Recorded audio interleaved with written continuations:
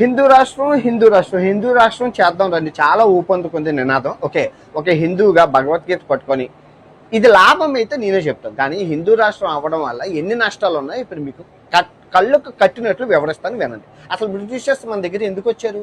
మన దగ్గర యూనిటీ లేదు, మనం కులాల పేరుతో కొట్టుకు సస్తనమనే కదా బ్రిటిషర్స్ వచ్చారా? 200 ఏళ్ళు పరిపాలించి అన్ని దోచుకొని పోయారు. ఆ తర్వాత స్వతంత్రం వచ్చింది. సో గాంధీ గారు ఏం చేశారు?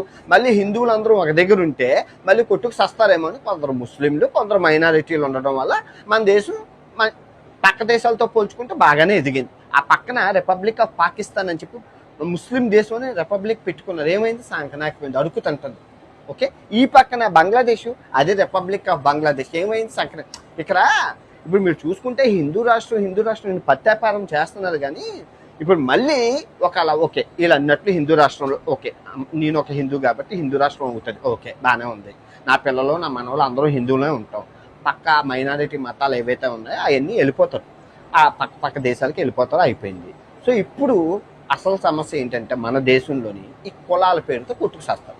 ఎగ్జాంపుల్ నిన్న 2026 చిన్న పాపను కొలగజ్జితో చంపేసుకున్నాం. రేపులు ఎక్కువైపోతాయి, మనం మొత్తం అంటరానితనం ఇవి మళ్ళీ స్టార్ట్ చేస్తారు. ఇదంతా చూసిన అమెరికా, మళ్ళీ ఇంగ్లాండ్, పరాయి దేశాలు మళ్ళీ మనల్ని వచ్చి ఆక్రమించుకుంటాయి. అవసరమా చెప్పండి? ఇప్పుడు ఓకే మనం ఈ మతాలన్నీ పంపించేసి మైనారిటీ మతాలు మన హిందూ రాష్ట్రం అవుతాం. మరి 197 దుబాయ్లో ఉన్నారు. దుబాయ్లో వాళ్ళందరూ ఏమవ్వాలి? తెలుగు వాళ్ళు, మన హిందువులంతా మళ్ళీ వచ్చేయాలి ఇక్కడికి.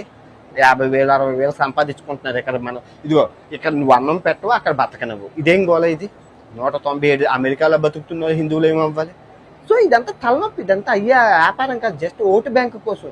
మీరు నన్ను గెలిపిస్తే హైదరాబాద్ని రాంబాదు, సికింద్రాబాద్ని సీతాబాద్, మీకు ఇంకా నన్ను ఓటేసి గెలిపిస్తే పక్కనున్న పాకిస్తాన్ పార్వతీ నగరం అని చేస్తాను. అలాగే దేవుడి పేర్లు పెట్టుకుని వ్యాపారం చేస్తారు. మీరు ఇవన్నీ దూరంగా ఉండండి.